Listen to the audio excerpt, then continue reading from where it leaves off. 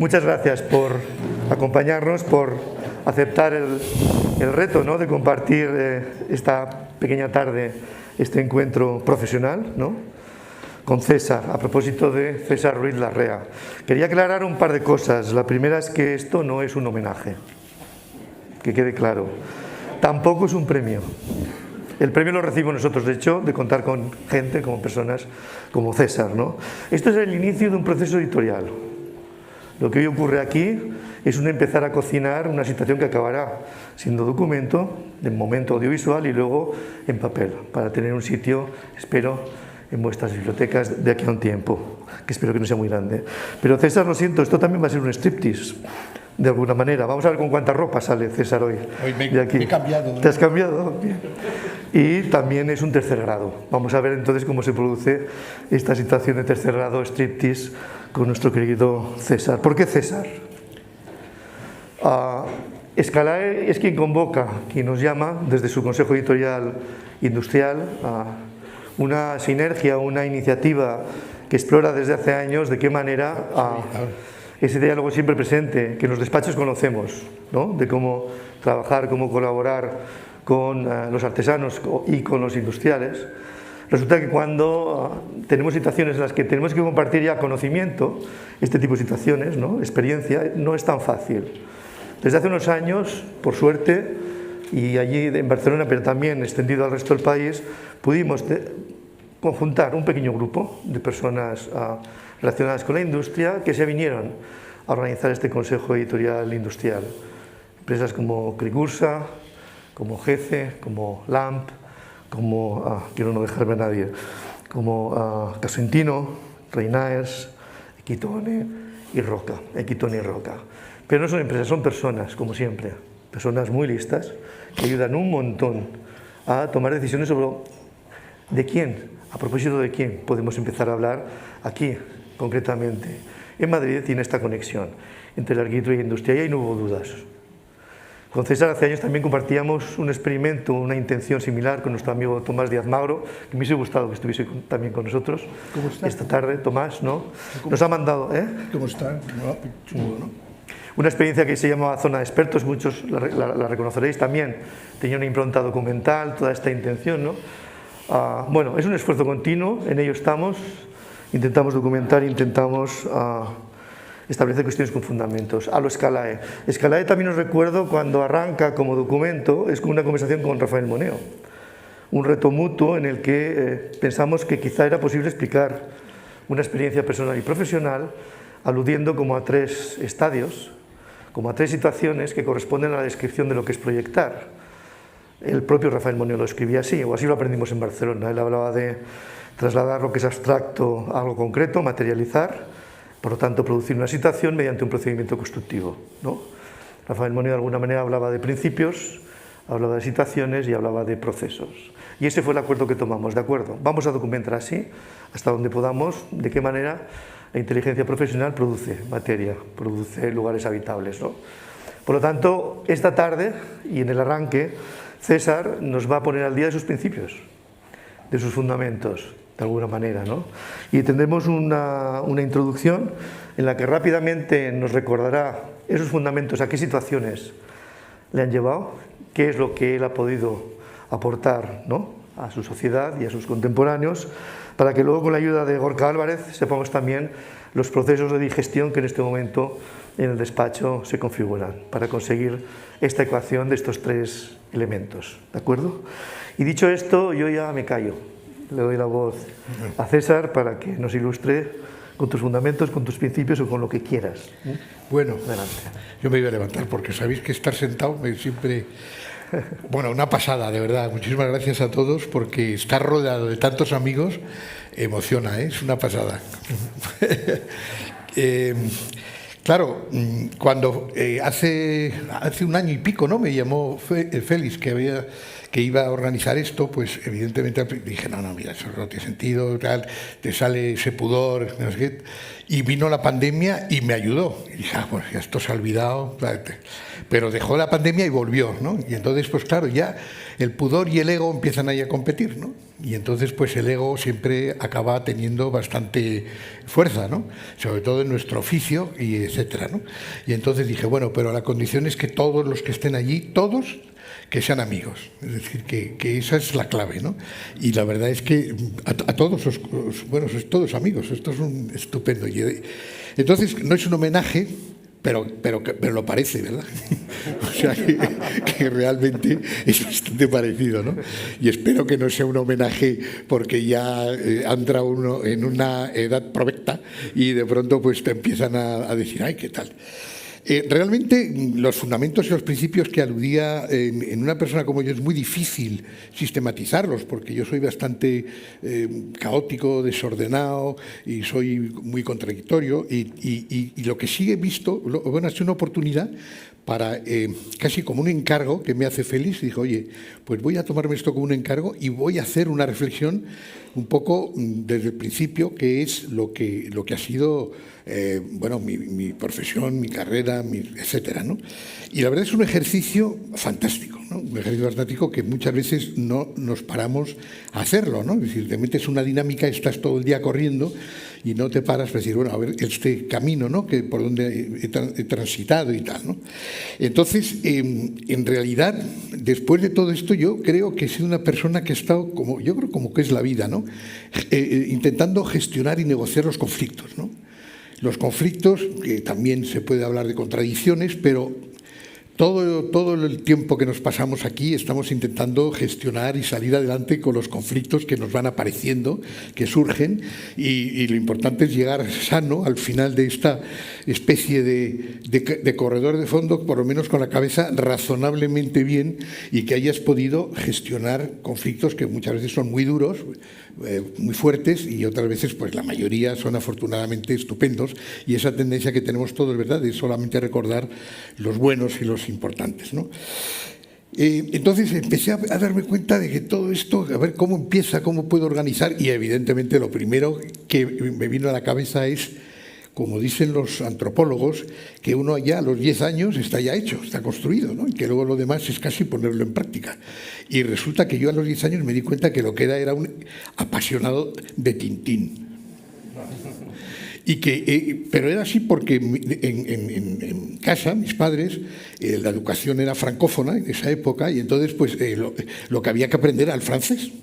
Y a los chicos, curiosamente además, estamos suscritos al Hebdomadaire, es el libro de Tintín, ¿no? Pero que salía, me parece que era mensualmente, salía un libro que recogía además en el interior luego lo que fueron los álbumes, ¿no? Y eso fue un poco mi primer maestro, porque estaba ahí deseando, estábamos mi hermano y yo, a las chicas les pusieron en uno que se llama Becassin, que era una normanda, una bretona, así como ya muy contestatario, pero nosotros estábamos en Tintín y ellas estábamos en Becassin. Era muy divertido el tema. Total, que estábamos ansiosos de que llegase mensualmente el Hebdomadaire Tintín, porque con él yo creo que ha sido fundamental en mi vida, porque fue el que me enseñó a viajar.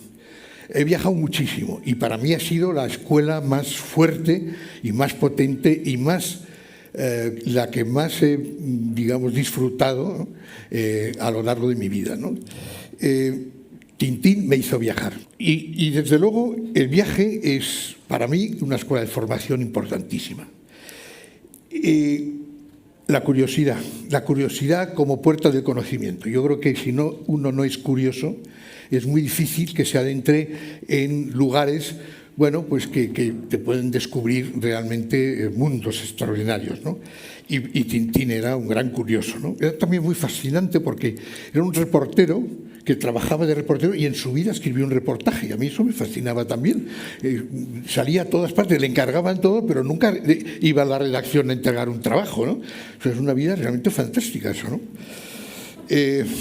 Bueno, esto está unido a paisajes, a naturaleza, a lugares, a culturas, a personajes. Es verdad que mis padres pasábamos grandes temporadas en Asturias, mi padre ingeniero y estaba trabajando por allí, y nos llevaba a todos los hermanos, que somos 6, y nos llevaba mucho al campo y salíamos a los picos de Europa, toda esa zona. Entonces, ese contacto de pequeño, ¿no?, con tus padres y con amigos en picos de Europa paseando, pues suponía, ¿verdad?, una situación absolutamente ligada luego a Tintín, ¿no? Yo me he subido las cumbres de muchas montañitas, que no eran montañas evidentemente, pero siendo pues Tintín en muchos de los tebeos, ¿no? Por lo tanto, paisaje, naturaleza, que va a ser un espacio, un lugar donde yo me voy a encontrar luego con la arquitectura y voy a intentar trabajar precisamente por estas premisas iniciales, ¿no? Culturas distintas, personajes y el dibujo. Claro, yo dibujaba constantemente a Tintín, a los personajes, estaba con él, y además con esa voluntad de la línea clara, ¿no?, de perfilar todo y de ya tener una composición del dibujo. Y en casa me decían, oye, este chaval que bien dibuja, que bien dibuja. Entonces ya sabéis que si dibuja muy bien, arquitecto. Y entonces pues yo fui arquitecto porque mis padres dijeron, tú dibujas muy bien, tú vas a ser arquitecto. En fin, ¿no?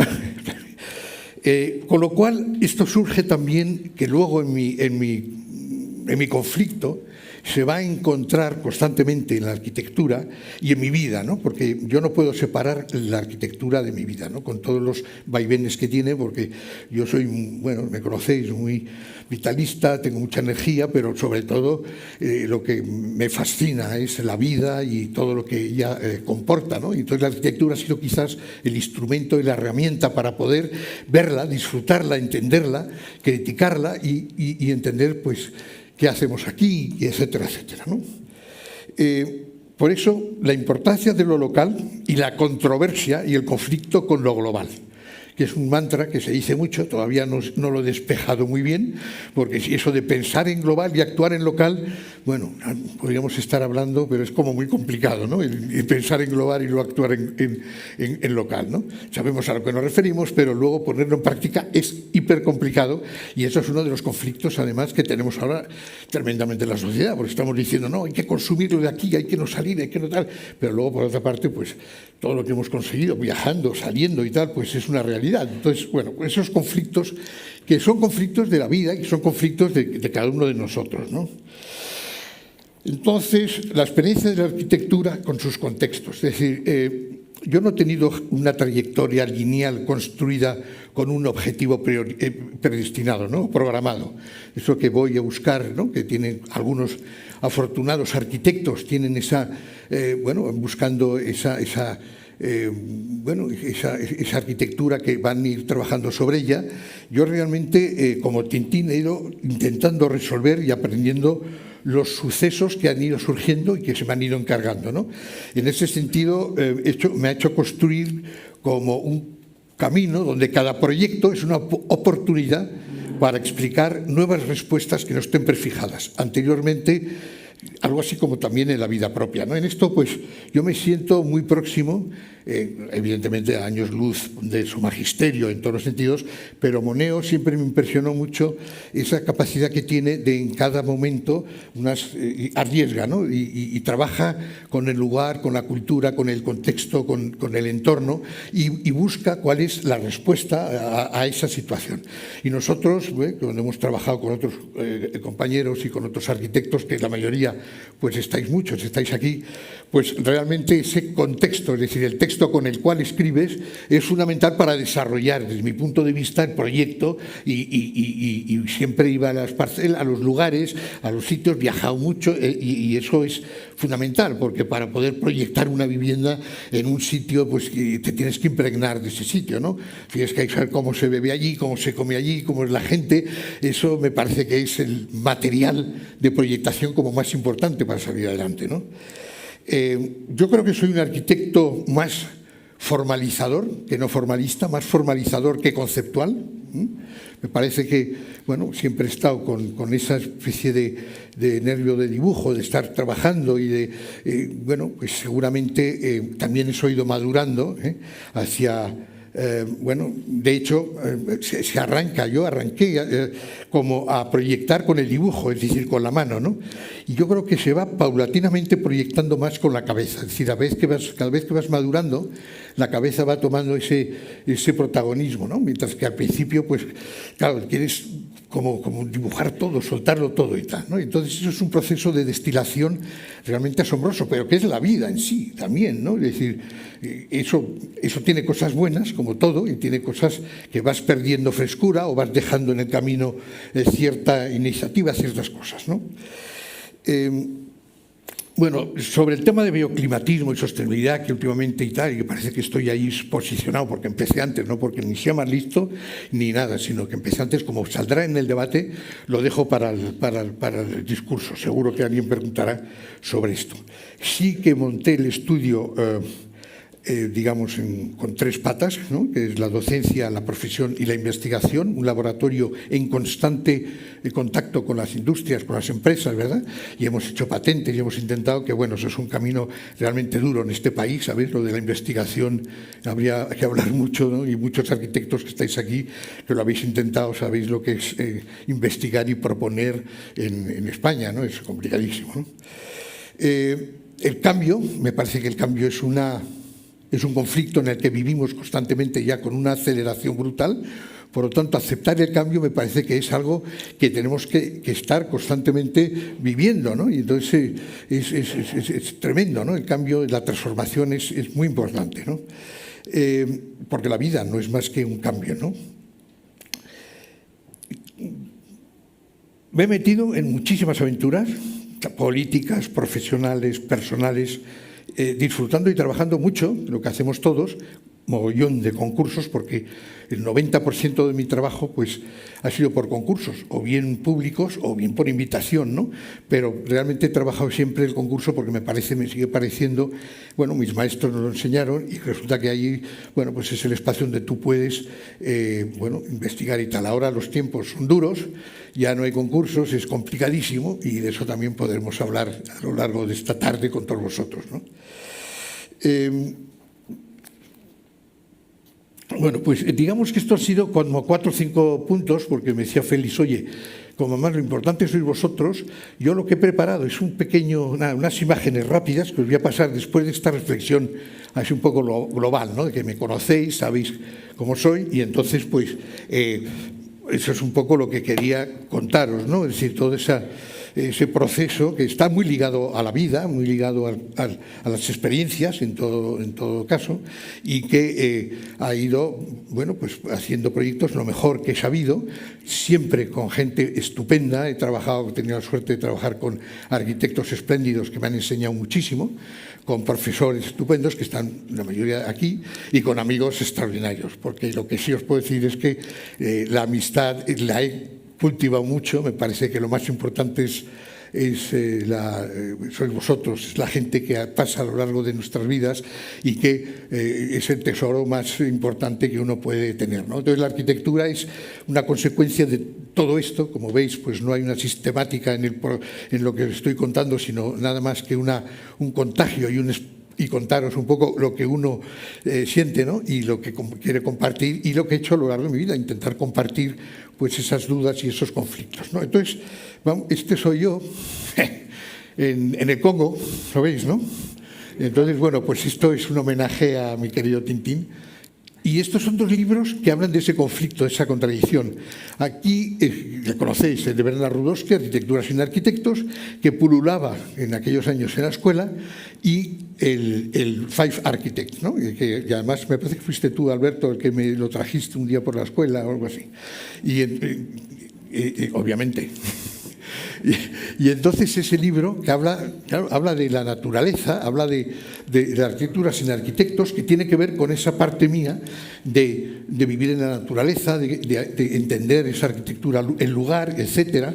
Y luego, sin embargo, la fascinación que me produjo en el curso, antes de hacer el fin de carrera, la fascinación que me produjo esas imágenes tan puras, tan bonitas, que veníamos de una tediosa tendencia donde realmente era duro, ¿no? Porque tenías que leerte el tocho así de Tafuri, el tocho así de Aimonino, en fin. Y entonces los arquitectos como yo, los que estamos formando, los que somos, bueno, que trabajamos más con las tripas, con el corazón, yo sé, de otra manera, pues estábamos no teníamos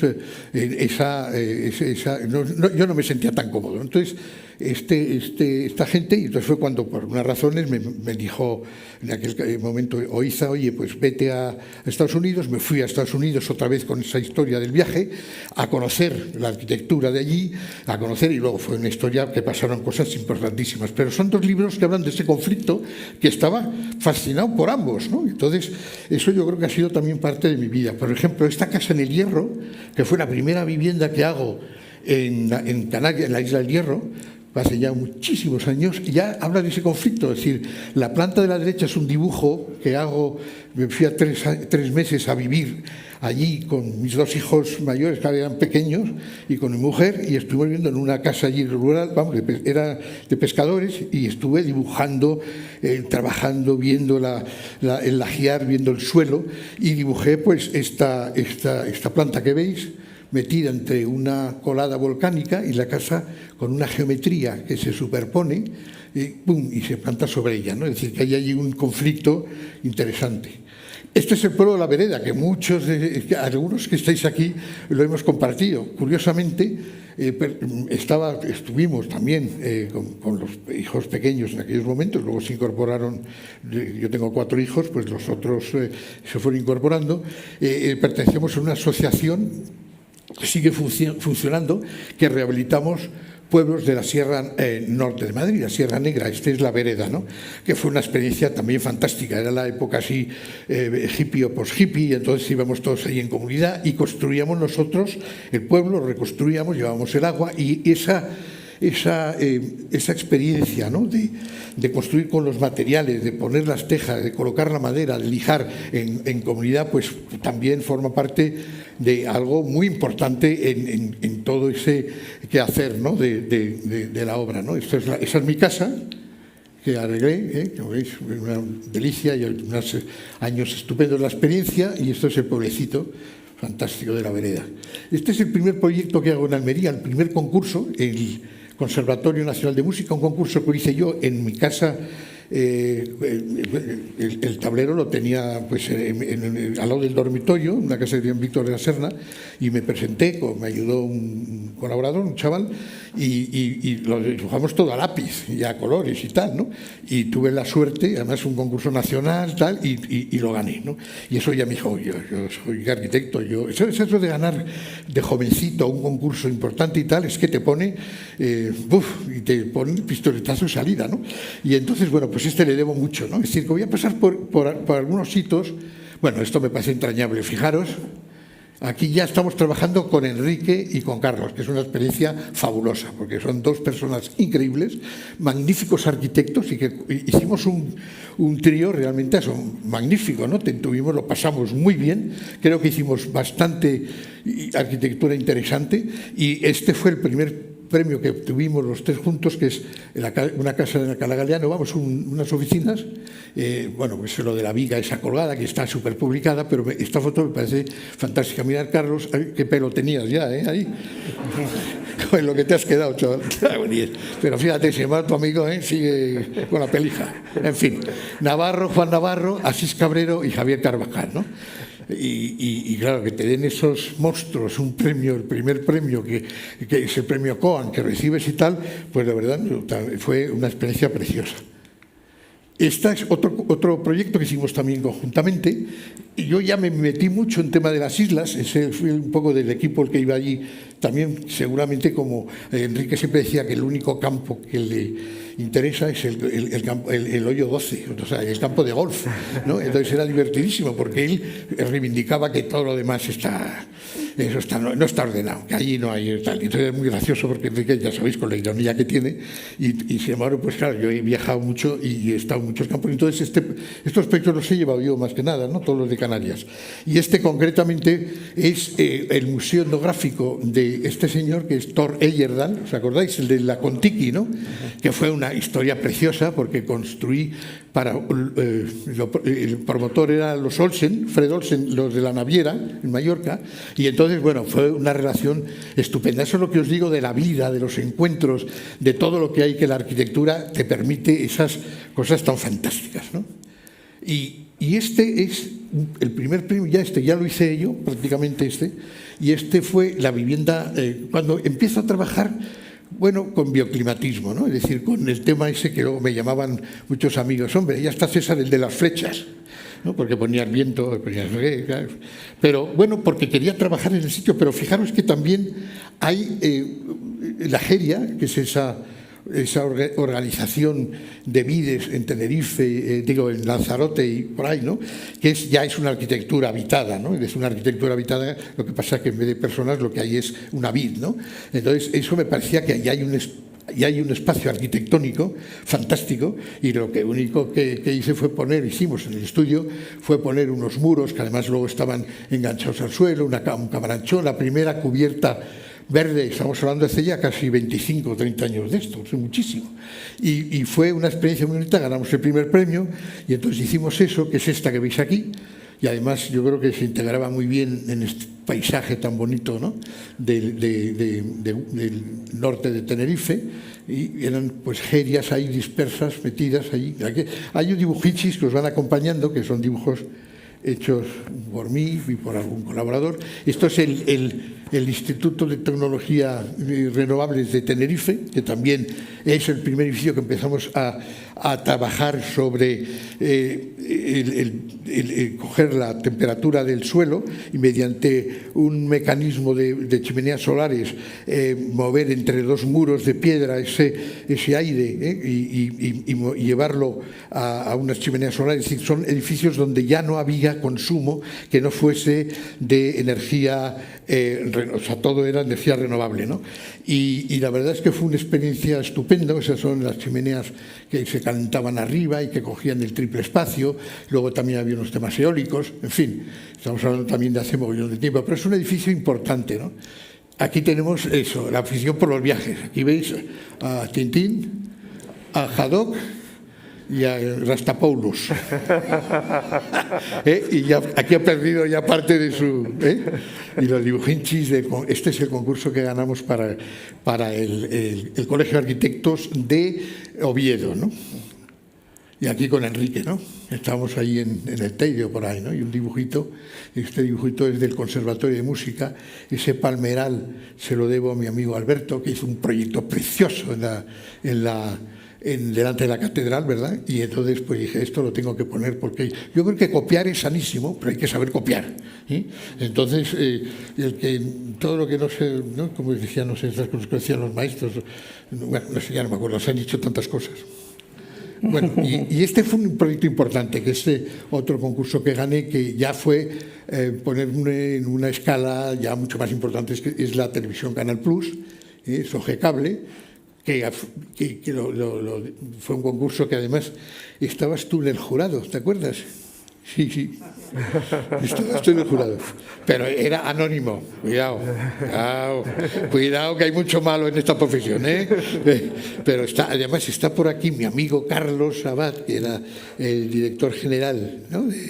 de SOGE Cable, y puede dar fe que fue un concurso muy polémico, vamos, fue muy combativo, ¿no? Porque claro, había gente que había hecho televisiones y yo no había hecho ninguna, y seguramente eso fue la razón por la cual lo gané, porque muchísimas veces precisamente el saber mucho de una cosa te limita a no tener frescura para meterte en una organización distinta, ¿no? Bueno, pues esta sí. Bueno, y esta también la he traído. Hay muchísimas fotos de estas y a lo mejor también me han dicho, oye, ¿por qué no haces un libro de todas estas cosas y tal? Pues en ello estoy. Pero esta me parecía preciosísima, ¿no? Fijaros cómo estoy yo de joven. Y este es Javier Carvajal, Isicio, mi amigo Isicio, y Miguel Martínez Canciano, que anda por aquí. Aquí, también, fíjate qué pelija tenías tú, y fumando, fumando ahí, y porque nos reuníamos, Javier organizaba reuniones con Richard Meyer, con Mario Botta, con los arquitectos que en aquellos momentos nos reuníamos y tal, ¿no? Y era, la verdad, unas sesiones súper divertidas, y esta es entrañable, ¿no? Aquí veis a Luis Fernández Galeano, Carlos Rubio a punto de quedarse ya calborotas del todo, Carlos Ferrater, servidor, Antonio Cruz, hicimos un viaje fantástico a Colombia. ¿Cómo se llamaba Carlos? Aurelio, que era un colaborador nuestro y que a través de la Universidad Católica de Medellín nos invitó a todos estos y estuvimos por un periplo. Bueno, de estos tenemos muchos, hemos hecho muchos viajes. Hay los dibujinchis. Esto es el croquis del CENER, el Centro de Energías Renovables, que es un elemento así, que es un hormigón prefabricado, y luego el espacio de arquitectura es esto, que es un poco como para que el sol entre, el viento, el cierzo, en fin, hay un tema ahí. Y este es un proyecto que me ha dado tantas satisfacciones porque he conocido a mis dos queridísimos e íntimos amigos, son Lucas Cajiao y Blanca Fernández Bobadilla, que hicimos un proyecto conjunto de buscar un sitio para hacer un hotel, y este hotel pues se hizo cerca de Llanes, y estuvimos trabajando. Yo creo que fue una experiencia maravillosa porque, bueno, a lo mejor luego hablaremos del cliente, ¿no? Pero aquí fue una experiencia personal increíble. Y esto es en Llanes, y claro, en vez de hacer un hotel, ocupar todas las habitaciones, más o menos tal, lo que pensamos es, oye, si allí todos los rurales, como pequeñas actuaciones, ¿no? ¿Verdad, José María, que hemos trabajado allí? Claro, pues, que son como, pues hace el hórreo, luego hace acá, luego sale no sé qué, y entonces nos parecía que con ese prado tan bonito que había, lo suyo era que la gente fuese de aquí hay unas habitaciones, aquí hay otras, que fuese por el campo, de las habitaciones, a la casa central, es decir, seguir un poco con esa visión. Evidentemente luego pues aparecen homenajes y recuerdos a mucha gente, ¿no? Esto yo creo que pues pero son como folies en este sitio, ¿no? Esto fue uno de los proyectos que empiezo a trabajar ya con la rehabilitación de un patrimonio, ¿no? En este caso había esta crujía, ese colegio de arquitectos de Gijón, y aquí hacemos un poco, reproducimos los miradores, ¿no? En el norte, en Asturias, ¿no? Que son captadores solares que dan inercia al primer muro, y entonces es una doble piel. Empezamos a trabajar con las envolventes y le tengo un especial cariño porque fue como un detonante también de proyectos que luego hicieron.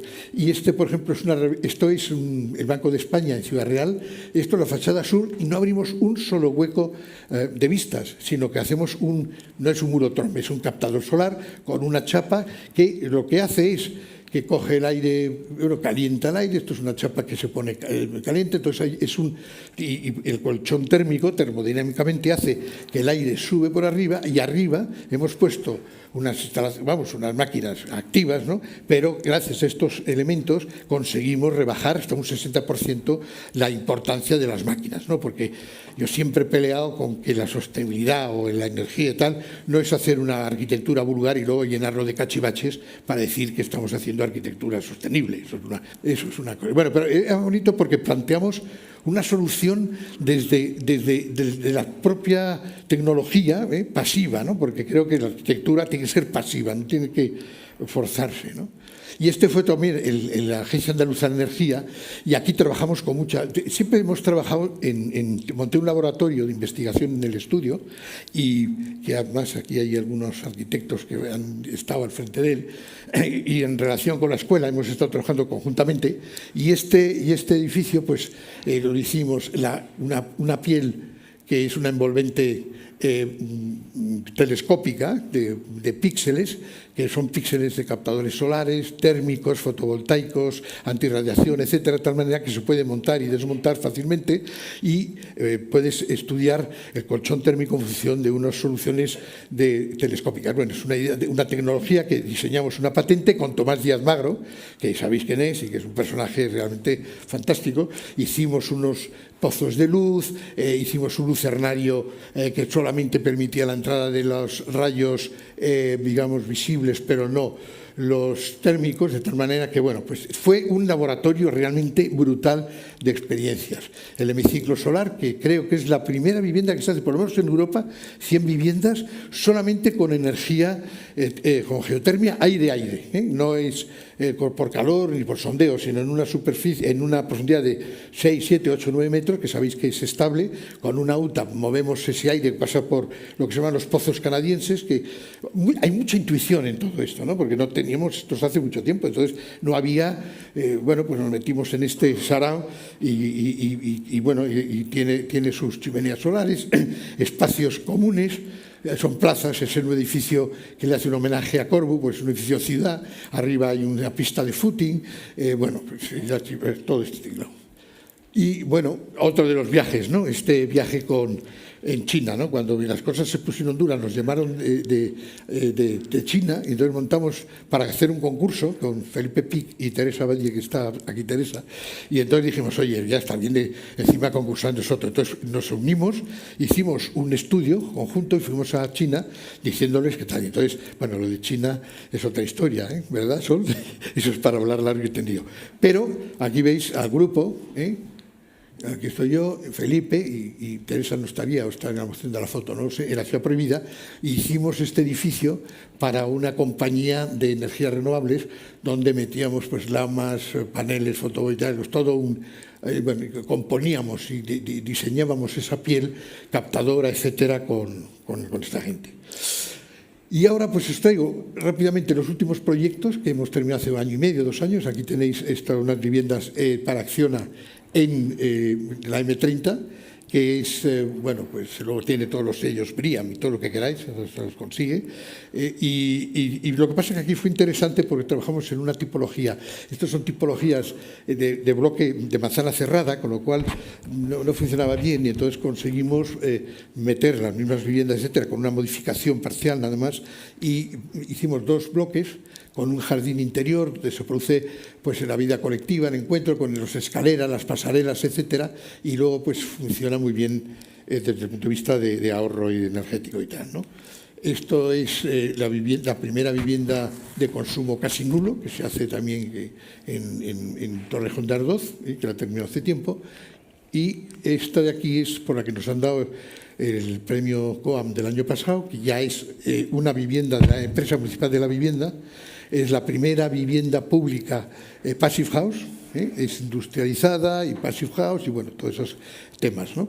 Y yo creo que bueno, Tintín sigue corriendo, sigue avanzando, y entonces ahora estoy en un proceso donde el conflicto ha llegado ante la sociedad de una manera bastante brusca, pues es complicada, pero estamos haciendo una transformación del despacho muy potente, ¿no?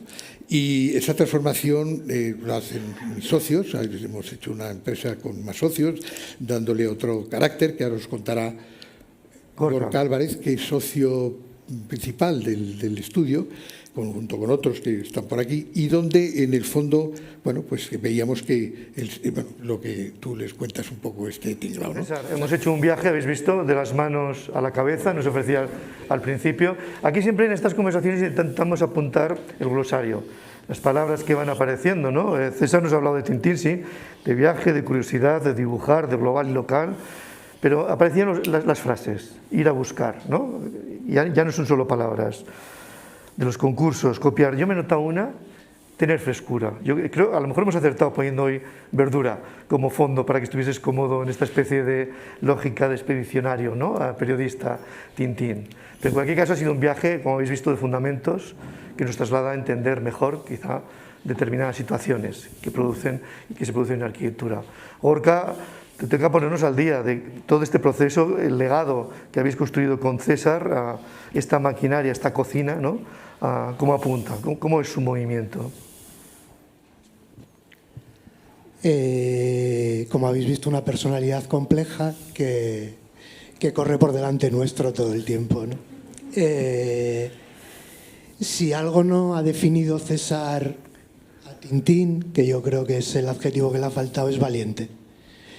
Y en esta nueva andadura, pues yo creo que ha vuelto a ser valiente y ha apostado por intentar, en un momento de cierta incertidumbre profesional, ir hacia adelante generando una estructura de trabajo más compleja, abierta a unas realidades que, digamos, yo soy la parte de socio más cercana a César en la trayectoria en ese sentido, y nos hemos abierto a una realidad un poco más compleja, distante de lo que ha sido nuestro día a día, intentando abarcar pues, la realidad de lo que es la profesión hoy en día, ¿no? Intentando incorporar al despacho una transversalidad que el sector, como todos sabéis, ya está demandando. Yo voy a hablar, un minuto desde la cocina, porque luego hablarán aquí desde la sala el resto. Pero ponte de pie para que te vean que están en casa. Sí, sí, eso es. Y simplemente voy a hacerle la primera pregunta porque creo que es la que me toca como compañero y sobre todo como amigo, porque antes que trabajar juntos nos conocíamos personalmente.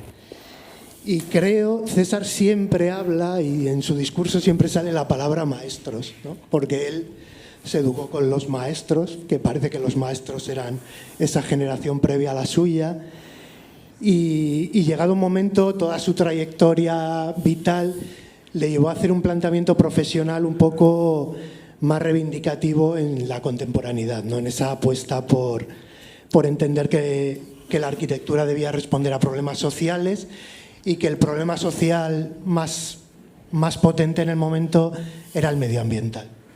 Y entonces, a raíz de eso, convirtió su práctica profesional, yo creo, un poco en una dicotomía entre la forma de trabajar heredada de los maestros y las necesidades que reclamaba esa nueva arquitectura que él quería hacer, una arquitectura pues de una manera mucho más tecnificada, con una necesidad de un conocimiento más transversal, en la que ya no solo estaba presente el diseño, había un conocimiento más profundo de física, de termodinámica, de energía, y eso yo creo que fue lo que, a mi modo de ver, para una nueva generación le ha convertido en ese maestro que él no se atreve a verbalizar como tal, ¿no? Entonces mi pregunta era cómo esa preocupación tuya por los problemas contemporáneos, los problemas medioambientales, te ha hecho relacionarte con la profesión con ese bagaje que traías de la forma de trabajar de los maestros, ¿no?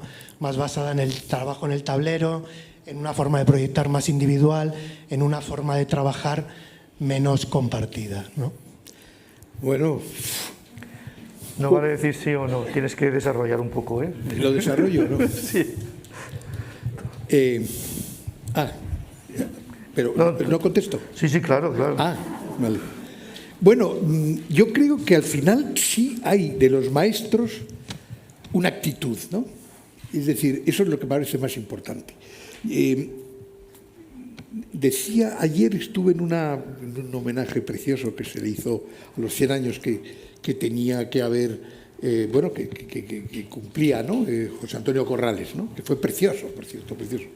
Y me parece que fue Mateo, su hijo, el que llegó a decir que, o no sé si fue Elías Torres, no me acuerdo. Pero bueno, se dijo una cosa muy bonita, que José Antonio, como muchos maestros de la época, eran modernos porque eran éticamente modernos.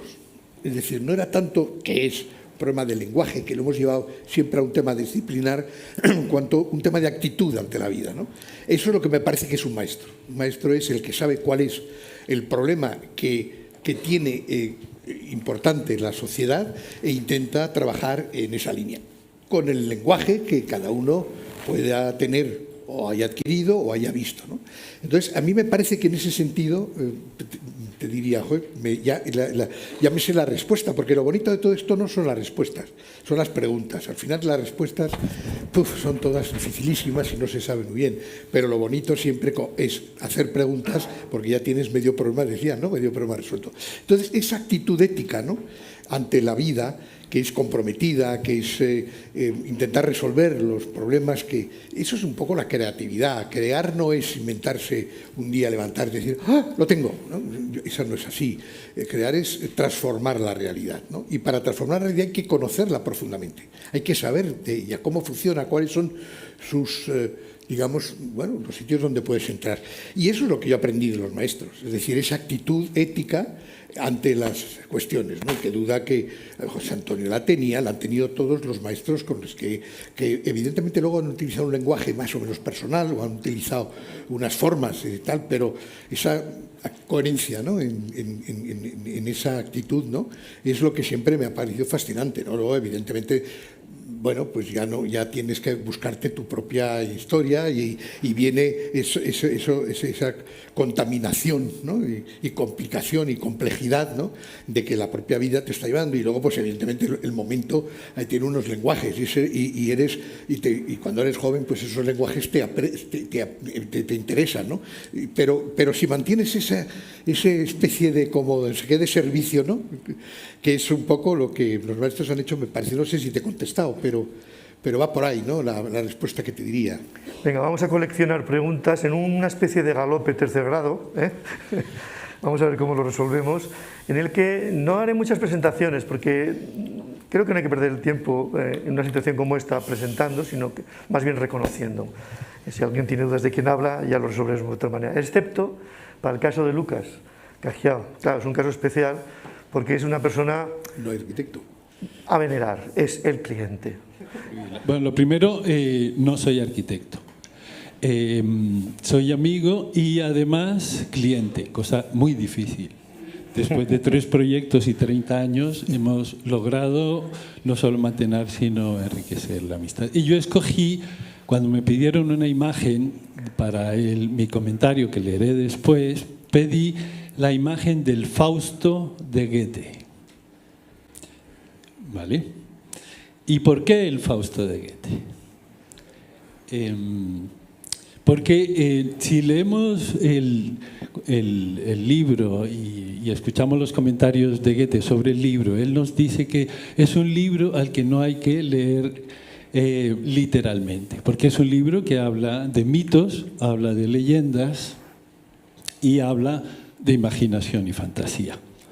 Y me pareció que podía encajar perfectamente en mi querido y casi hermano César, porque Fausto, todos sabemos la historia, es alguien en un momento de su vida que ha tenido una vida rica, generosa, cultivada, lo ha tenido todo, pero no ha sido feliz. No ha sido feliz porque toda su vida se ha estado preguntando, toda su vida se ha estado cuestionando su día a día. Y se encuentra en ese último tercio de su vida diciendo, coño, ¿qué he hecho? Realmente siento que no he hecho nada. Y en ese momento aparece un personaje que es Mefistófeles. Goethe nos insiste en que no tenemos que entender literalmente el libro, porque está hablando de metáforas. Y yo quise relacionarlo con César porque cuando Goethe habla de esa persona que constantemente se está preguntando, que vive en la duda, realmente Goethe nos está hablando del hombre contemporáneo. Es decir, ¿quién de nosotros no está constantemente en la duda? ¿Quién de nosotros no está constantemente dudando de sí mismo? Y aparece en el libro otra figura que es Mefistófeles, malamente asociado al mal y al demonio, pero realmente lo que nos dice Goethe es que Mefistófeles es el inconsciente de Fausto, es el otro yo, es su psique que le está diciendo es hora de llegar a un acuerdo contigo mismo, es hora de llegar a un pacto contigo mismo. ¿Y qué es ese pacto? Aceptarse a sí mismo, le está diciendo Mefistófeles, perder el miedo a sí mismo y aceptar ese momento como la oportunidad para reinventarse a sí mismo. El libro termina bien a propósito, no es un spoiler, logra reinventarse a sí mismo. Esta es la descripción de la imagen, voy a pasar a leeros el comentario, que es un poco críptico, podría decir, espero que tiene mensaje para mi amigo, pero es abierto. Querido, te conocí hace cerca de 35 años en una boda de amigos comunes en un pueblo de Guadalajara. Me atrevería a decir que el flechazo fue mutuo y que sin apenas darnos cuenta, fuimos forjando una amistad, o mejor una hermandad, que no ha parado de dar sus frutos y que se podría definir como estromboliana. Dícese de un vulcanismo que con erupciones explosivas separadas por periodos de calma y extensión variable.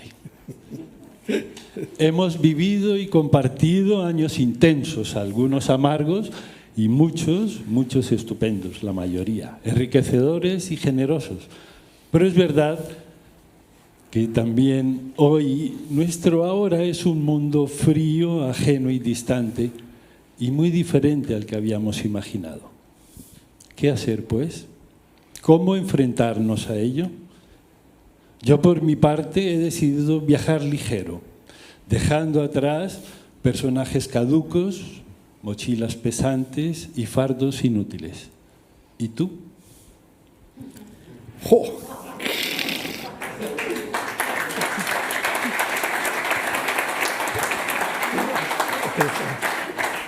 Teresa, cuando le toque. He dicho de coleccionar preguntas, si os parece. Ahora vamos a escuchar, mientras tú vas pensando cómo se resuelve esto del ¿y tú? ¿No? Vamos con Iñaki Ábalos, ¿no? ¿Y tú su más? observación. Soy Iñaki Ábalos. Muchas de las cosas que tenía apuntadas pues ya han salido y por lo tanto me voy a ahorrar algunas de ellas. Pero quiero aquí, bueno, además me queda un 1%, o sea, que me puedo quedar cortado a mitad y en blanco. Pero digo, lo que me hace curiosidad y es que como yo, vamos, como lo veo, es que en los arquitectos lo primero está en hacerse una cierta personalidad, que cuesta, claro, cuesta tiempo, definirse, ¿no? De construir una personalidad de forma ciega, ¿no? Seguramente, y porque no sabemos muy bien cómo somos nosotros. Bueno, Tintín está bien, pero no sirve para hacer proyectos así directamente, ¿no? Hay que trabajárselo un poco. Y luego hay un segundo momento, digamos, de mayor madurez, en la que se entiende que hay derecho a elegir, o que uno tiene que reelegir de alguna forma o recolocar su trayectoria, de acuerdo a principios quizá más firmes o con convicciones, ¿no? Este sería el caso de muchos, ¿no? Pero digamos que en este paso hay también un forzar, ¿no? Yo veo que un forzar las habilidades, es decir, no es, digamos, que al principio uno se deja llevar por las habilidades o por las referencias más. Era muy bonito la arquitectura sin arquitectos y los FAIF a la vez. Está bien la contradicción, ¿no? Y como un conflicto que es juvenil, ¿no?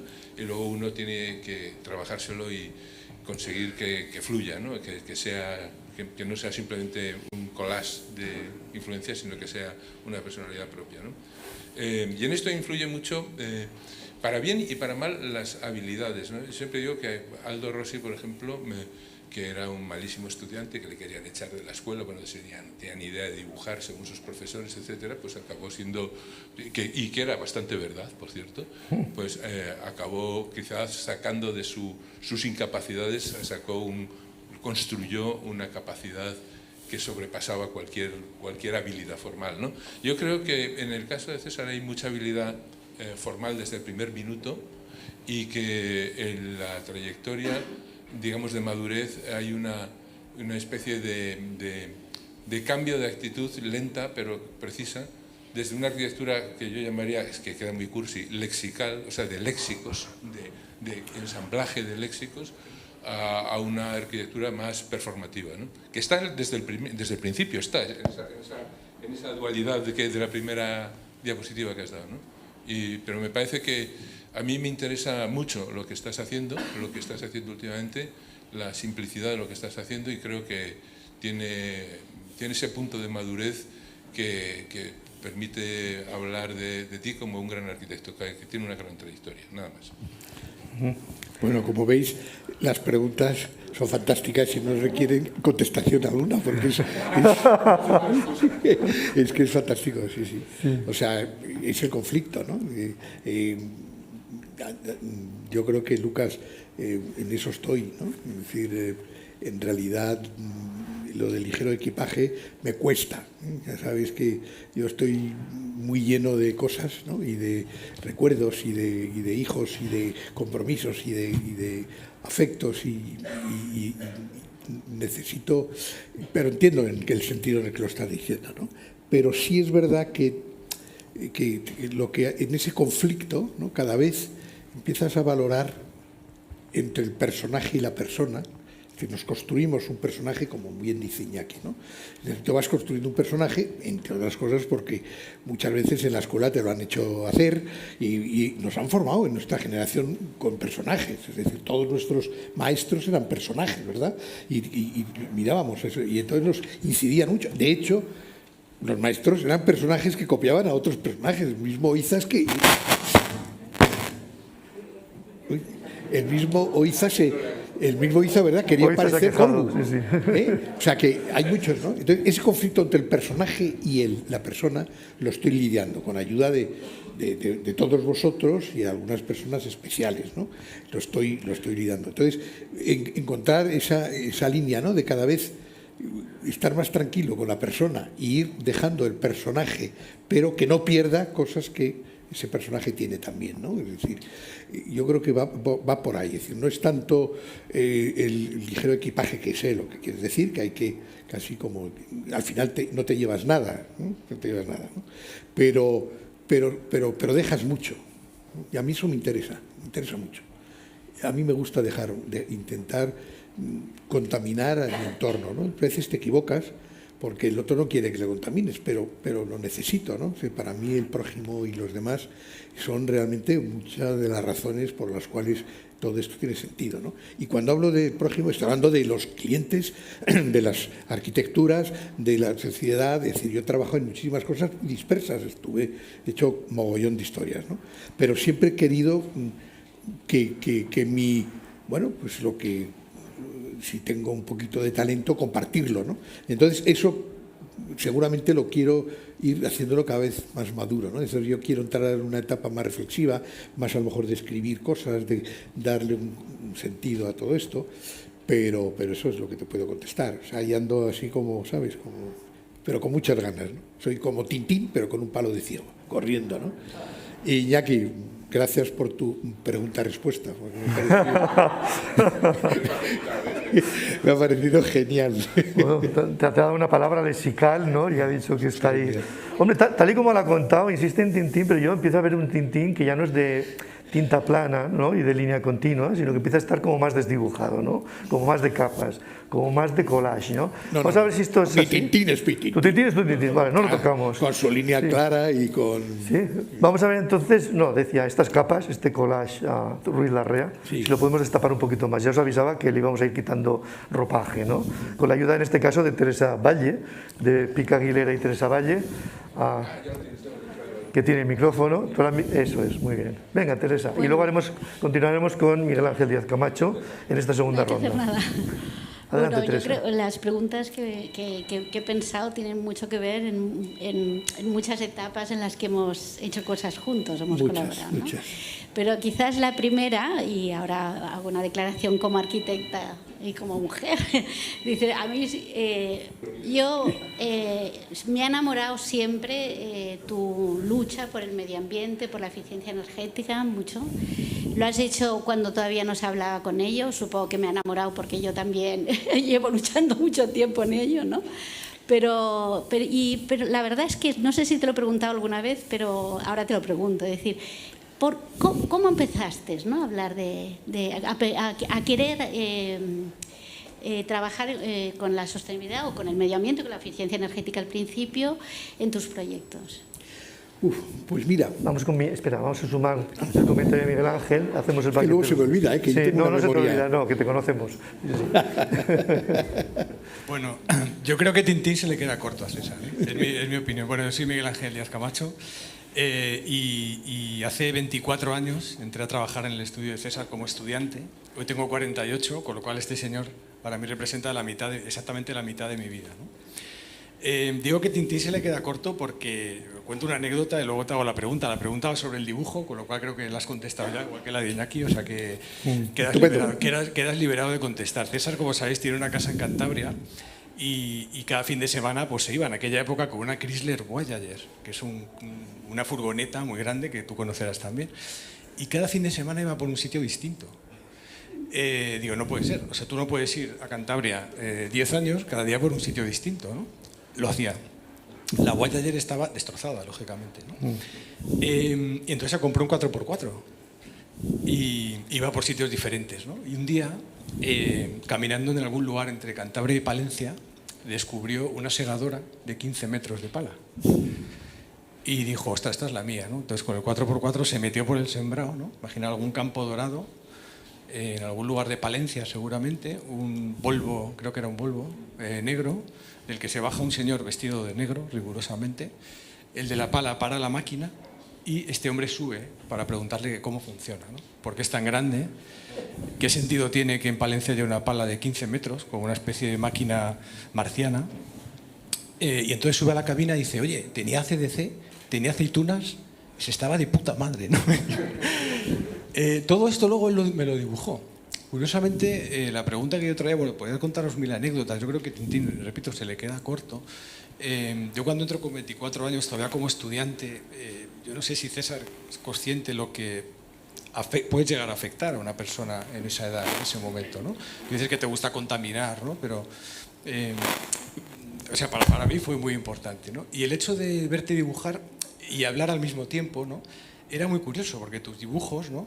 Digamos, están en lo antagónico del dibujo sotiano, el dibujo reflexivo, el dibujo de no hacer una línea en un papel hasta que no tengas todo resuelto en la cabeza. Tu dibujo es un dibujo performativo, como decía Iñaki, pero también muy explorador, ¿no? A través del dibujo exploras, ¿no? La línea dibuja arquitectura, pero la voz dibuja como historietas, ¿no?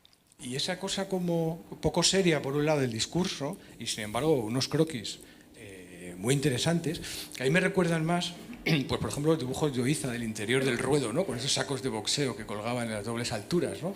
O los dibujos de Le Corbusier, ¿no? En Argel, ¿no? Desde la avioneta, ¿no? También muy de Tintín, ¿no? Los dibujos de César son dibujos en dibujos aventura, ¿no? Y realmente a mí me ha dibujado su accidente de moto en la calle Velázquez, que algunos recordaréis tristemente. Me ha dibujado un diagrama de una conferencia, me ha dibujado una operación a corazón abierto. O sea, realmente el dibujo y la voz es lo que a mí me interesa. Y de hecho termino, ahora una vez que terminó mi etapa de colaborador feliz, ¿no? Y acabé la carrera, seguí allí unos años, ¿no? Luego me fui, monté mi despacho.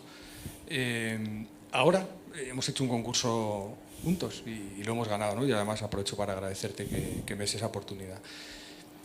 Y claro, con el confinamiento, nos pilló el confinamiento, él estaba en Cantabria y yo aquí en Madrid otra vez. Entonces no podía hablar, me tenía que mandar los dibujos, me llegaban al móvil, ¿no? Digo, ahora no puede soltarme el rollo con el dibujo y tal. Pero entonces, después de que me llegara el croquis, llegaba la llamada. Entonces ahí el relato completaba el dibujo, ¿no? Yo creo que al final yo pensaba antes que el dibujo queda y el relato se va, ¿no?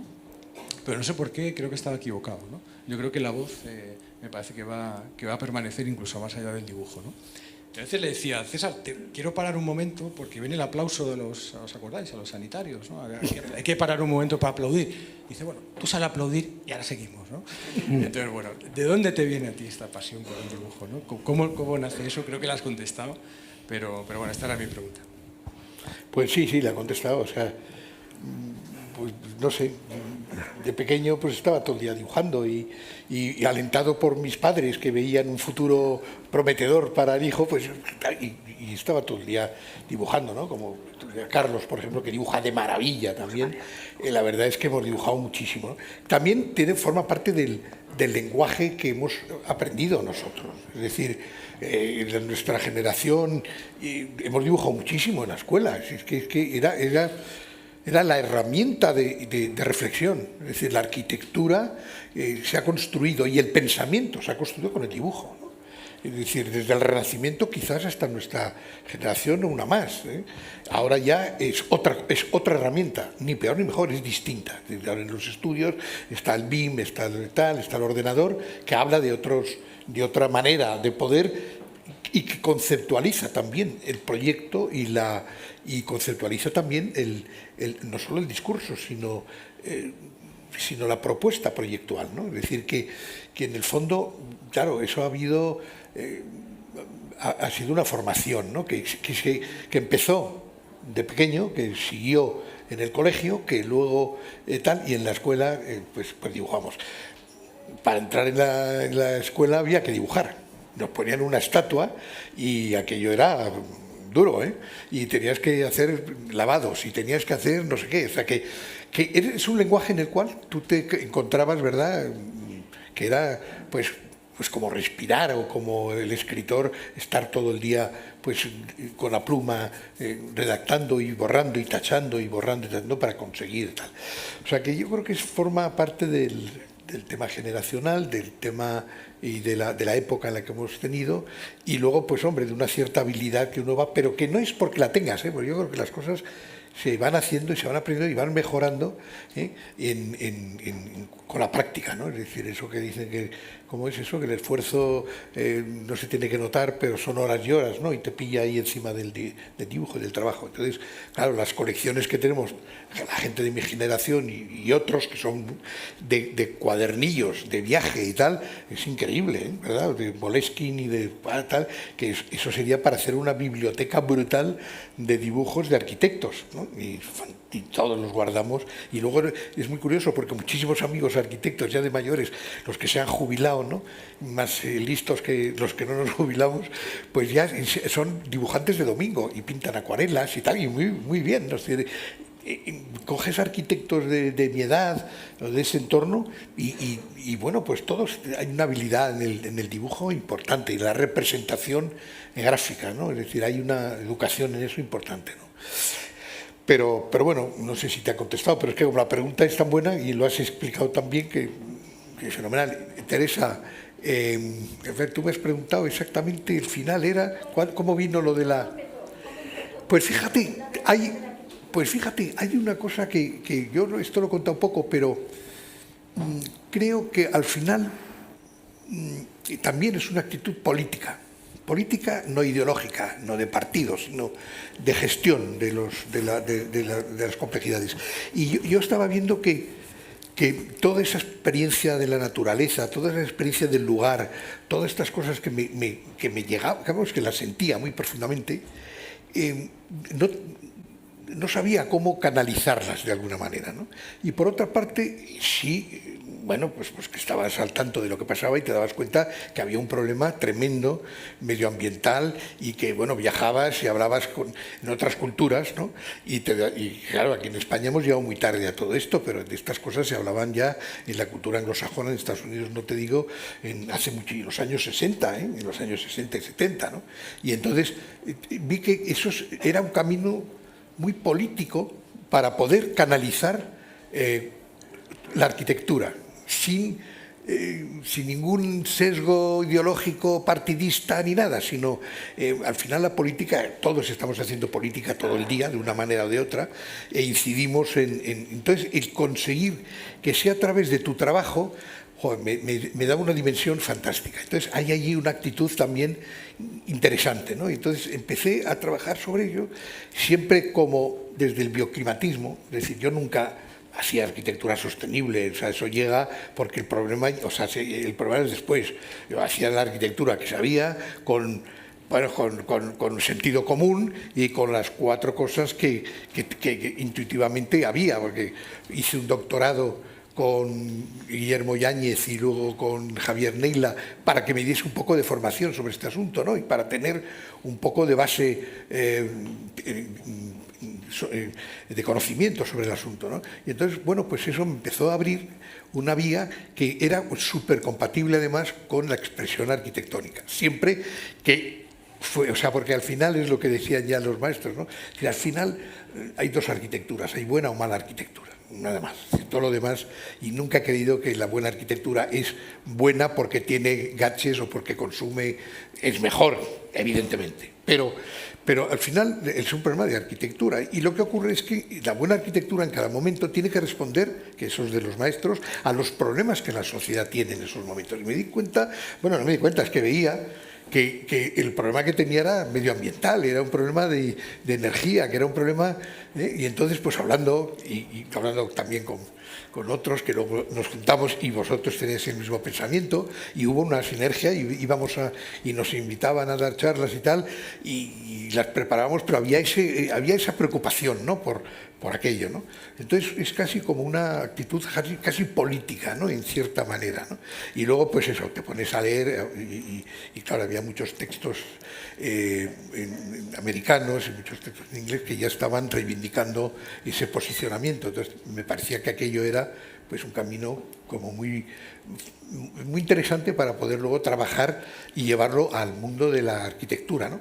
Y eso fue, o sea que de la noche a la mañana te pones así pesado y acabas haciendo, bueno, y luego te informas y te vas aprendiendo y hay un espacio que no estaba absolutamente nada aquí en España. Es que en los años 90 y finales de los principios de los años 90, que es cuando empezamos a hacer ya los proyectos, prácticamente no hablaba nadie de eso, ¿no? Es decir, incluso yo te puedo decir que había muchos amigos que decían, ya está César con sus flechitas para arriba y para abajo, porque claro, había que poner las flechas para explicar cosas que eran absolutamente... Bueno, es que además la máquina cercenó tanto como la arquitectura humanizada, que muchos estudiantes no sabían la diferencia entre inercia y aislamiento o cuando había que subir la persiana o no de un piso. Es decir, se había perdido eso porque era un botón, había una tecnología que resolvía todo eso y que lo hacían además los ingenieros. Y uno de los problemas que creo que puede pasar ahora es que los arquitectos seguimos haciendo una arquitectura formal, muchos, ¿no? La gente interesante no, pero formal y tal, y luego llaman a los ingenieros y les solucionan los problemas, digamos, técnicos. Y no es eso, la arquitectura tiene que estar ya desde el minuto uno pensándose en este paradigma nuevo que tenemos todos que construir, ¿no? Y entonces eso, ahí hay un camino realmente fantástico que tenemos que entre todos empezar a trabajarlo, ¿no? Y la sostenibilidad, sea lo que quiera decir esa palabra, que yo creo que ya se ha machacado tanto que ha perdido hasta el sentido, sí está trayendo una cosa que me parece muy importante. Aparte de los temas de energía, etcétera, desde el punto de vista disciplinar, está apareciendo primero, como hay ya una globalidad de gente, ya que se está sensibilizando al tema del medio ambiente, está trayendo algo que me parece muy importante, que es como una nueva lectura estética. Es decir, estamos empezando a aparecer, o sea, lo que hace 40 años hacías un edificio, lo tenías que terminar con el detalle perfecto, ¿sabes? El pasamar, la maneta y tal. Ahora de pronto que los edificios no estén tan terminados, que se deje, bueno, la Catón y Basal, que fíjate, les han dado el premio Pritzker, y yo me acuerdo cuando le llevé a Almería, estos que fueron las primeras veces que vinieron a España, estaba yo de comisario, vamos, de director del curso, ¿no? Y a mí me impresionó efectivamente cómo, con qué descaro dejaban las estructuras, las dejaban vistas, porque había una actitud económica muy importante, de ahorro, y había una actitud además también de romper hacia unas ideas estéticas que estaban muy ligadas a una arquitectura súper formalizada, definida, detallada, etc. Esa pérdida, ha sido yo creo que es una ventana, una frescura súper abierta, ¿no? Y ahora pues ya todo, lo que pasa es que como todo lo convertimos en modas y tal, pues ahora ya resulta que haces cualquier cosa y tienes que dejarlo todo descarnado y sin tocar y tal, pero me interesa mucho esta idea, ¿no? Este concepto, ¿no? de la cuestión que está transformando esta sensibilidad hacia líneas de diseño y estéticas muy especiales, ¿no? Nos queda claro, César, que no es lo mismo un poquito mal que tener frescura, que es lo que insistentemente nos defiendes. Veía a Rafa Úrculo que te daba la razón cuando comentabas el trabajo entre ingenieros y arquitectos, ¿no, Rafa? Parecía que estabas como muy de acuerdo. Bueno, estábamos como en la energía, ¿no? En esa capa, decíamos... Perdón, Rafa, ¿decías? No. No, que decía que le dabas la razón, que hacías así, que sentías cuando... Parte de razón, no toda. Hombre, claro. Bueno, no, decía, estábamos como en esa capa, en este collage, ¿no? En el que ha estado presente la energía, esa sensibilidad como para, digamos, la cuestión incluso planetaria. Esto nos lleva ahora a cambiar de escala. ¿Os acordáis? A finales de los años 70, ¿no? Aquella canción de Jaume Sisa, que cualquier noche puede salir el sol. Esa cosa tan bonita, ¿no? En la que una palabra que tiene que ver con la energía, que tiene que ver con... bueno, al final lo que da sentido a una parte de lo que se dibuja y termina siendo arquitectura, también da nombre a su almadridejos, que es la siguiente persona que va a preguntar a César. Y en este cambio de escala, con José María después, a ver a qué escala nos lleváis entre los dos. Adelante, Sol. César, yo siempre te recuerdo como aquel joven profesor lleno de energía, de vitalidad y de un entusiasmo desbordante y contagioso. En aquellos momentos en que fuiste mi profesor y que estabas, por otra parte, iniciando tu carrera profesional también. Estabas en esos primeros momentos con muchísimo entusiasmo. Ahora, volviendo a mirar hacia atrás, creo que todo se ha transformado enormemente, que todo ha cambiado. Han cambiado en nuestra profesión especialmente. Han cambiado las herramientas, los instrumentos, han cambiado los procesos, han cambiado las estrategias. Yo creo que hoy en día un joven arquitecto que empiece su carrera no se enfrenta al mismo reto que te enfrentabas tú entonces, es completamente diferente. De hecho, creo que un niño que dibuje bien, nadie le va a decir que estudie arquitectura hoy en día, como tú decías antes, ¿no? Seguro. Entonces, pero por otro lado creo que si hay una carrera profesional que se adapta a esa transformación es la tuya, porque has estado en continuo cambio buscando dar respuesta a los nuevos retos, a las nuevas complejidades, a las nuevas situaciones. De hecho, sigues ahora mismo con la misma energía que tenías antes. Creo que vas cambiando, pero siempre me parece que hay un hilo conductor del arquitecto que eras al principio y el que eres ahora, ¿no? Creo que tiene que haber algo en común en tu arquitectura. Y por eso me gustaría que explicaras, ante este nuevo cambio que estás planteando, precisamente porque las cosas son diferentes ahora, ¿cuál crees que es el alcance del papel del arquitecto hoy en día dentro de toda la complejidad del proceso de construir un edificio? Y si crees que eso afecta a la arquitectura, ¿cómo, en comparación con cómo era la arquitectura hace 30 o 40 años?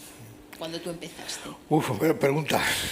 Pero bueno, yo creo que, fíjate, la formación de un arquitecto es tan absolutamente potente que ahora mismo la cantidad, o sea, ya los arquitectos la gente joven ahora no sale con la convicción que sabemos nosotros de que íbamos a hacer proyectos y arquitectura y vamos a construir, pero tiene una capacidad brutal de abrir multitud de historias. Entonces están trabajando en arte, en pensamiento, agrupados haciendo intervenciones políticas, sociales, en el urbanismo de combate, no sé. Es decir, ese entusiasmo y eso es lo que te da la escuela, que es muy difícil de entender, que los que hemos pasado por allí lo sabemos, ¿no? Pues realmente está generando muchas posibilidades a la gente. Entonces yo estoy viendo, por ejemplo, mi hijo, que es arquitecto, y los hijos de amigos, ¿verdad? Pues se buscan la vida y siempre con otro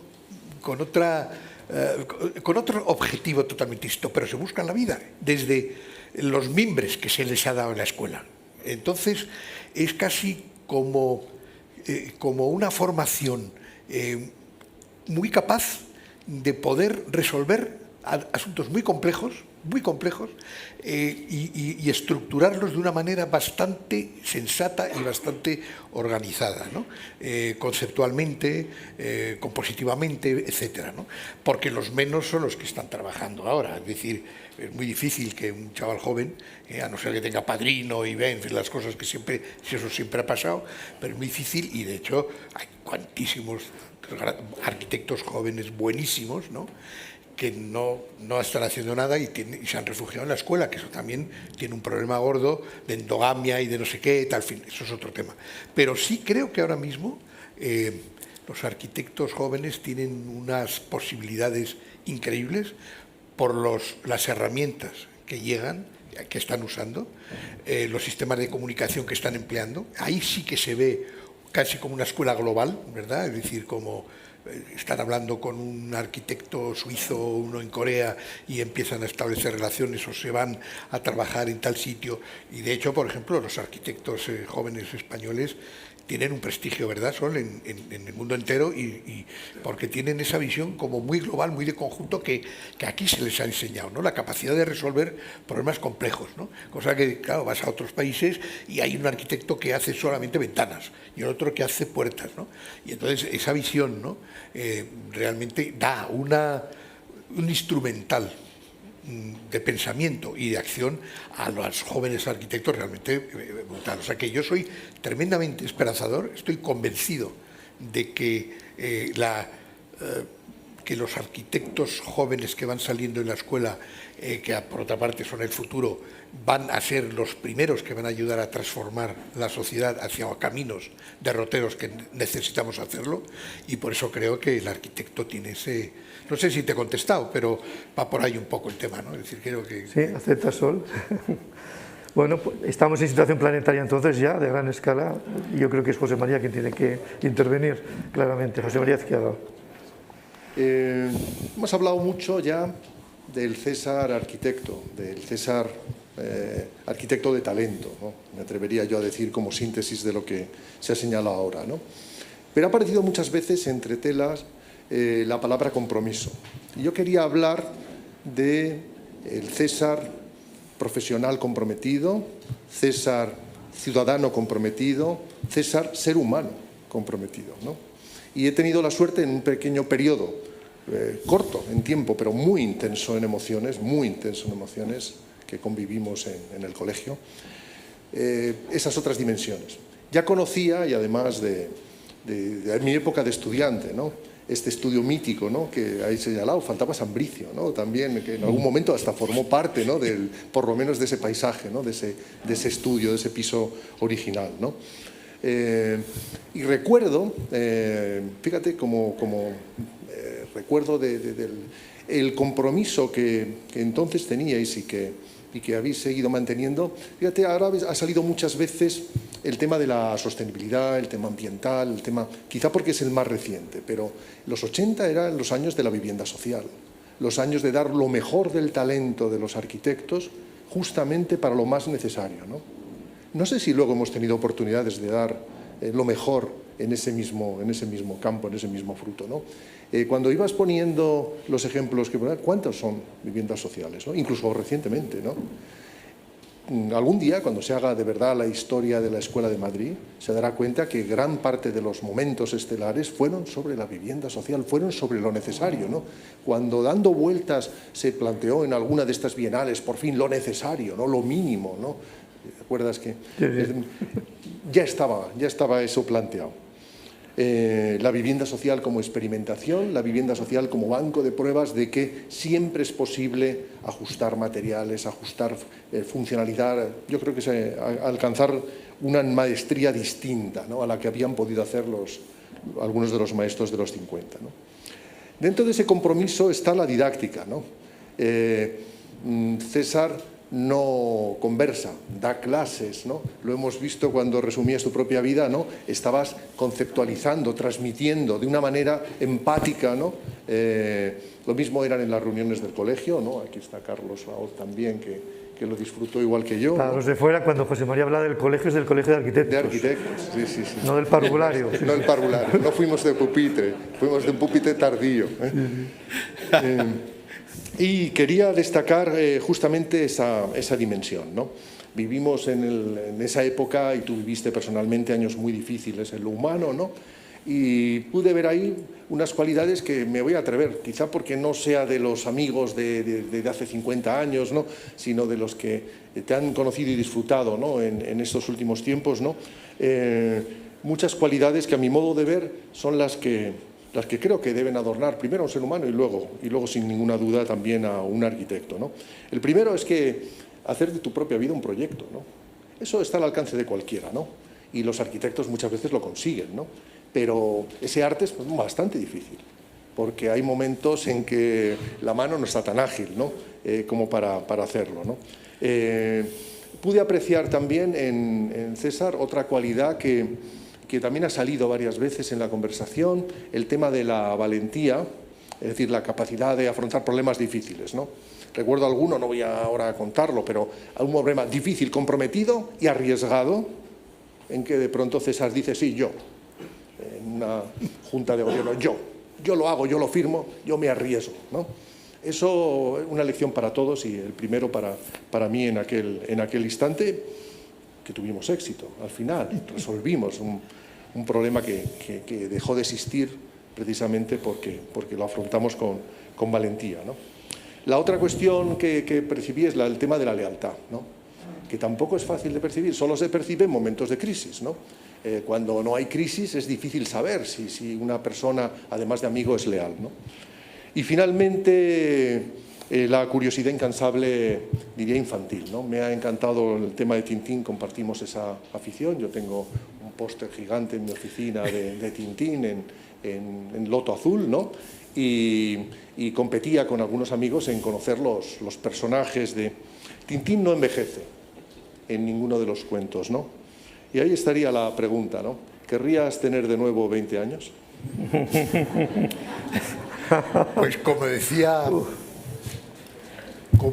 Belmonte antes de morir, 20 años y desnudo. Eso es lo que quería tener ahora. Ay, Dios mío, si pudiésemos. Alberto, mi querido compañero, amigo y profesor. Todo, o casi todo. Yo había preparado una cosa al principio larguísima. Cuando me llama Félix y me dice algo sobre César, dije, bueno, esto hay que prepararlo muy, muy bien. Luego era tan largo, tan extenso todo esto, que vamos a resumirlo en una hoja. Y visto el plan de esta tarde, primero agradecer muchísimo el estar aquí, el ver todas las caras de amigos y muy, muy buena gente, ¿eh? Y da mucho gusto que hemos venido todos por cariño a César, por admiración a César, por todo lo que la relación con un personaje como es César, que no es fácilmente repetible. Entonces casi... Las gafas, Alberto. Sí, claro, necesito gafas, que sin gafas no soy nada, y aunque no voy a leer la página, sino solo un par de epígrafes. Gracias.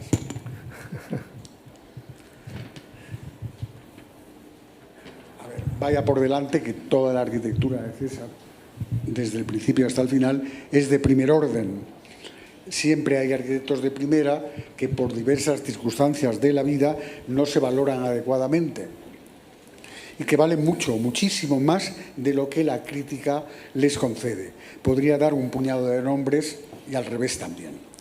Cuando vuelvo, leo el párrafo porque es cortito, cuando vuelvo ahora a ver y analizar toda la arquitectura de César Ruiz Larrea, puedo decir qué atrevimiento, que me gustaría haberlo hecho a mí.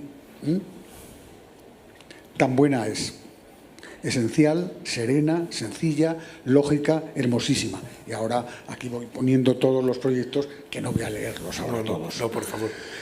Después, dos párrafos largos que omito, pero que son dos escritos, aunque yo escribo mucho sobre los amigos, pero sobre César escribí dos textos largos y mojándome mucho.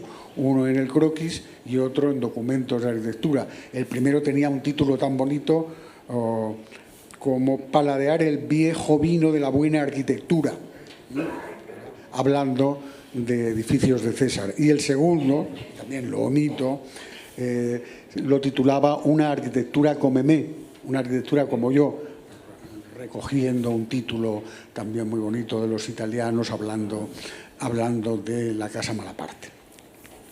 Siento que el profesor Ruiz Larrea dejara la docencia. Ahí tú y yo hemos hablado antes, Félix, de ese tema, y este señor tendría que estar en la docencia. No digo que hubiera llegado a catedrático, porque ya ahora a catedrático llega cualquiera. Es una broma. Estás mirando por ahí. Una broma.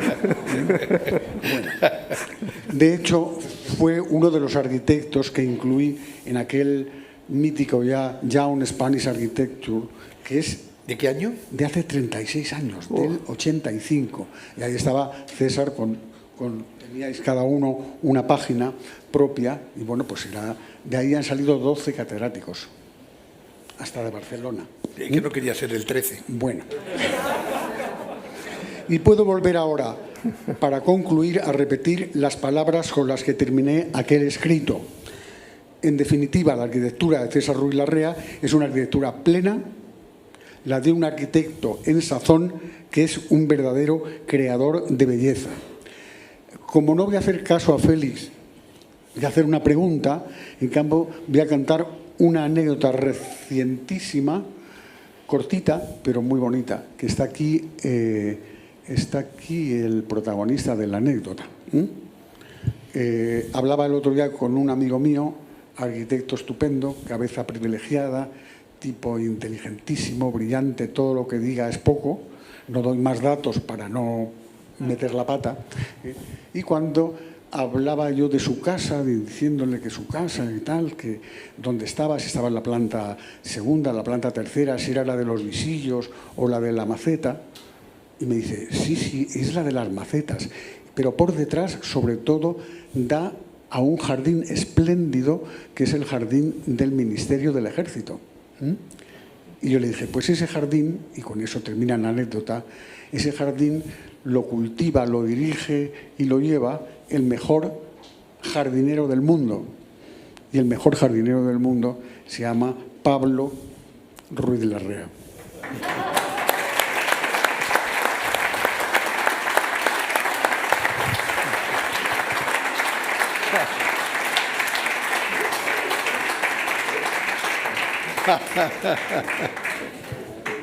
Ahí está Pablo.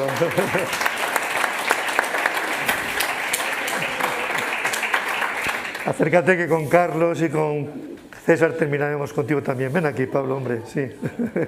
Alberto Campo Baeza, gracias. Discúlpame, desde luego es imperdonable hacerle resumir a alguien como Alberto, pero esas cosas que tengo, ya me disculparéis todos, ¿no? Y vamos de la mano a la cabeza, de la cabeza a la mano. Estas dos últimas intervenciones era ese conflicto. Vamos a ver por dónde salimos, Carlos. Bueno, vamos a ver. Me toca a mí acabar. Es muy difícil ser el último después de todo lo que se ha dicho y viene uno pensando que va a decir unas cosas y tiene que decir otras obligatoriamente, ¿no? Yo me voy a quedar con algo que yo creo que César ha repetido sistemáticamente, que es el conflicto. O sea, César, yo le conozco desde hace, no sé, muchos años. Seguramente más que todos los que están en la sala, le conozco yo, ¿no? Yo le conocí y fuimos amigos en la Mili. Yo le agradezco muchísimo porque la Mili, tengo un buen recuerdo de la Mili gracias a él, porque si no, seguramente no hubiera sido la misma Mili la que me hubiera tocado a mí vivir si no estuviera él, el número 21, a mi lado, ¿no? Realmente luego fuimos estudiantes, seguíamos siendo estudiantes, luego pasamos a ser profesores los dos, primero con Javier Carvajal y luego con Luis Fernández Galeano. Pues una etapa espectacular. Yo creo que él superó sus virtudes de soldado, las superó como profesor, era mejor profesor que soldado, desde luego. Como amigo, pues fuimos creciendo esa amistad, llegamos a hacer algunas cosas juntos. Yo tenía de socio, estábamos con Enrique Álvarez Sala y se incorporó César y creamos un equipo que se llama 3AC. Con 3AC hicimos muchos proyectos, pues yo creo que interesantes. Trabajamos mucho, yo creo que tuvimos mucho trabajo, pero también luego estaban esos viajes, esto que dice de Tintín, los viajes. Yo con César hice un repaso el otro día de a dónde he estado, y he estado en muchos sitios con César, sitios raros, porque yo he estado con César, además de en Lisboa o en Londres o en París, Barcelona, Sevilla, Canarias, pues hemos estado en Helsinki, hemos estado en Colombia, hemos estado en Nueva York, hemos estado en Dubái, en Kuwait, en Abu Dhabi, en Egipto, o sea, en sitios, yo creo que en todos los continentes, menos el australiano, pues no nos ha tocado ir por allí todavía, pero ya tocará, ¿no? Entonces, realmente, con César son muchas cosas de las que yo podía contar, ¿no? Pero yo creo que en el estudio, desde el punto de vista profesional, él como profesor, pues esa personalidad que tiene, que ha comentado Sol, pues es una persona que enseguida capta, acerca a la gente, no produce rechazo, sino que la gente se acerca, es capaz de tener esa proximidad con él, que yo creo que lo pasan bien y aprenden, y realmente yo creo que es una persona muy estimuladora, ¿no? Es una persona que efectivamente estimula el conocimiento, porque siempre quiere algo más, siempre está pensando en algo más, ¿no? Yo recuerdo que se dice la famosa frase de Alejandro Lasota de que el arquitecto tiene que dar liebre por gato. César decía algo muy parecido. parecido siempre que dentro de ese conflicto que decía yo antes, a veces es desesperante, porque dice, cuando te pide una cosa, dice, no, vamos a hacer un tiro por elevación. Hacer un tiro por elevación es que le vamos a dar otra cosa distinta a lo que está pidiendo, ¿me entiendes? O sea, este señor, este cliente no se acaba de enterar de que lo que necesita es otra cosa. Entonces, eso te desconcierta. O sea, trabajar con César también es muy desconcertante, porque ese conflicto te lo lleva a todos lados. Yo creo que Lucas lo ha definido muy bien. Es tromboliano, porque efectivamente te pega un día y me cago en la madre. Ya ha salido César con esta historia, y un día que nos pidieron para un concurso, pues hacer una torre, que era para Vitra, hacer una torre en Valdebernardo, sí, en Valdebernardo era, ¿no? En Valdebernardo, pues bueno, pues empezamos Enrique y yo a pensar cómo hacer una torre, y viene y dice, no, vamos a hacer una torre, vamos a hacer un muro. Digo, coño, un muro, sí, ¿por qué un muro? Si el solar tapa una torre, no tapa un muro. No, pero vamos a ver, el muro, porque el muro va a dialogar, va a ser muy alto y va a dialogar con la Sierra de Guadarrama, vamos a hacerlo de granito, y bueno, entonces claro, cuando te viene... Con agujero, ¿te acuerdas? Sí, un agujero, entonces, claro, dices, bueno, pero vamos, estamos soñando toda la puñetera de la vida hacer una torre, y el día que hacemos que nos encargue una torre vamos a hacer un muro, pero vamos, que ya muro ya hemos hecho, ¿me entiendes? O sea que realmente ese conflicto es el que con César estás en el estudio, bueno, tú lo estás viendo, esto no puede ser algo nuevo, o sea, ni solo me ha pasado a mí, nos ha pasado continuamente, porque César siempre está queriendo dar algo más distinto a lo que le están pidiendo, o esa autoexigencia que tiene continua, ¿no? Luego, desde en el estudio, nosotros, por nuestra forma de ser, tanto Enrique como yo, pues éramos una persona que analizamos mucho la tipología, ¿no? El buscar la planta, ¿no? Yo siempre recuerdo una frase que decía Le Corbusier, que el verdadero conflicto de la arquitectura se produce en la planta, que todo lo demás es opinable, pero la planta es donde hay que pelear hasta encontrar, no sé, la geometría, el orden, la función, el uso, tantas cosas que están impresas en la planta, incluso la sección, el alzado, hay tantas cosas que ya están en la planta, ya las tienes cuando trabajas la planta. Y en un momento dado, pues cuando ya nos separamos, él arranca con este tema del medioambientalismo y tal, que en el fondo es utilizar todo ese conocimiento que habíamos ido desarrollando de la tipológicamente de la planta de la arquitectura llevado a la vivienda, que como decía José María, pues esa vivienda social, esa función de servicio del arquitecto, el arquitecto que sirve a la sociedad, ¿no? que recibe un encargo y que tiene que dar ese servicio ajustado en el presupuesto, en el lugar, en el clima, en el sitio, y realmente, bueno, César ha ido acercándose a ese perfeccionamiento de encontrar todo ese tipo de cosas, ¿no? ¿Cuándo le viene eso? Pues yo, como le recuerdo tiempo, yo recuerdo que cuando se casó ya llegó a la iglesia en burro. O sea que hay otros que llegan en otro tipo de cosas. Entonces venía con a mí montar un burro y se llegaron hasta la puerta de la iglesia con un burro. Eso, y se casaron en un pueblo, dejaron de casarse en Madrid y nos fuimos a Pedraza, porque había que casar en Pedraza, ¿no? No sé qué te unía a Pedraza en ese momento, pero el burro estaba en Pedraza y había que ir a donde estaba el burro. Entonces, realmente este es el César, ese César contradictorio, a veces conflictivo, tal, magnífico amigo siempre, muy generoso en todo, porque todo lo quiere compartir, y realmente, bueno, pues yo creo que hoy, aunque esto no sea un homenaje, pues lo puede parecer, yo creo que se lo merece, ¿eh? Y nada más, muchas gracias.